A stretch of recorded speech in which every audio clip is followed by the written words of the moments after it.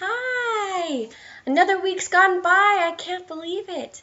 And so I found, well, actually my friend found an amazing book that I think you might like for tonight's bedtime story.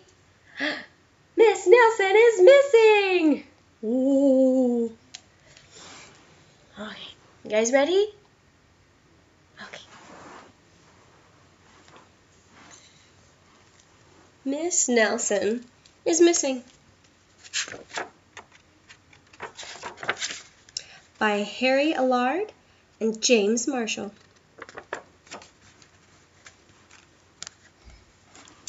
The kids in room 207 were misbehaving again. Spitballs stuck to the ceiling, paper planes whizzed through the air. They were the worst behaved class in the whole school. "Now, settle down," said Miss Nelson in a sweet voice. But the class would not settle down. They whispered and giggled, and they squirmed and made faces. They even were rude during story time. And they always refused to do their lessons. "Something will have to be done," said Miss Nelson. The next morning, Miss Nelson did not come to school. "Wow!" yelled the kids. "Now we can really act up!" And they began to make more spitballs and paper planes. "Today, let's just be terrible," they said. "Not so fast," hissed an unpleasant voice. Dun, dun, dun. A woman in an ugly black dress stood before them. "I am your new teacher, Miss Viola Swamp," and she rapped the desk with her ruler. "Where is Miss Nelson?" asked the kids. "Never mind that," snapped Miss Swamp. "Open those arithmetic books." Miss Nelson's kids did as they were told. Work to be done. Math, poems, English, history, geography. They could see that Miss Swamp was a real witch. She meant business, and right away put them to work. And she loaded them down with lots of homework.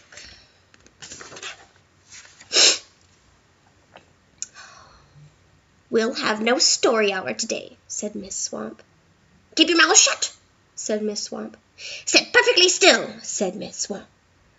"And if you misbehave, you'll be sorry," said Miss Swamp. The kids in room 207 had never worked so hard.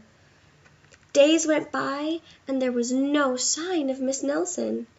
The kids missed Miss Nelson. "Maybe we should try to find her," they said, and some of them went to the police. Detective McSmog was assigned to the case. He listened to their story. He scratched his chin. He said. "Yeah, I think Miss Nelson is missing." Detective McSmog would not be much help. Other kids went to Miss Nelson's house. The shades were tightly drawn, and no one answered the door. In fact, the only person they did see was the wicked Miss Viola Swamp coming up the street. "Oh, if she sees us, she'll give us more homework." And they got away just in time. Maybe something terrible happened to Miss Nelson. "Maybe she was gobbled up by a shark," said one of the kids. But that didn't seem likely. Sharks, very unpleasant.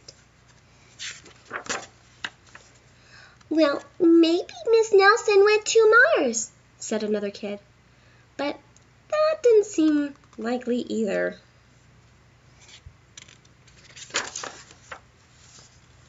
"I know," exclaimed one know-it-all. "Maybe Miss Nelson's car was carried off by a swarm of angry butterflies." But that was the least likely of all. Let me see that little flying away. The kids in room 207 became discouraged. It seemed that Miss Nelson was never coming back, and they would be stuck with Miss Viola's swamp forever. They heard footsteps in the hall. "Here comes the witch," they whispered. "Hello, children," someone said in a sweet voice. It was Miss Nelson! "Did you miss me?" she asked. "We certainly did," cried all the kids. "Where were you?" "Well, that's my little secret," said Miss Nelson. "How about a story hour?" "Oh, yes!" cried the kids. Miss Nelson noticed that during story hour, no one was rude or silly. "What brought about this lovely change?" she asked. "That's our little secret," said the kids. You can see all the cute little kids being nice. Back home, Miss Nelson took off her coat and hung it in the closet, right next to an ugly black dress. When it was time for bed, she sang a little song. "I'll never tell," she said to herself with a smile. Can you see all the different things she has in her room? There's a wig in her closet, a nose on her dresser.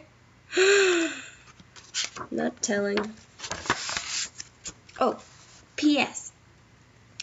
Detective McSmog is working on a new case.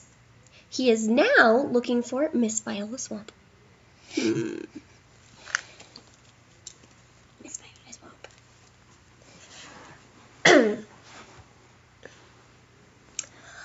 I remember one of the most asked for songs was "I Love to See the Temple." Is that right?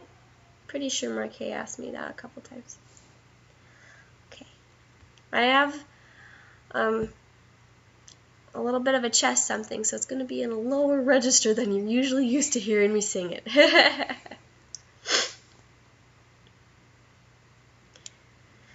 Alright. I love to see the temple. I'm going there someday to feel the Holy Spirit, to listen and to pray. For the temple is a house of God, a place of love and beauty. I'll prepare myself while I am young. This is my sacred duty. I love to see the temple. I'll go inside someday. I'll covenant with my Father. I'll promise to obey. For the temple is a holy place where we are sealed together. As a child of God, I've learned this truth.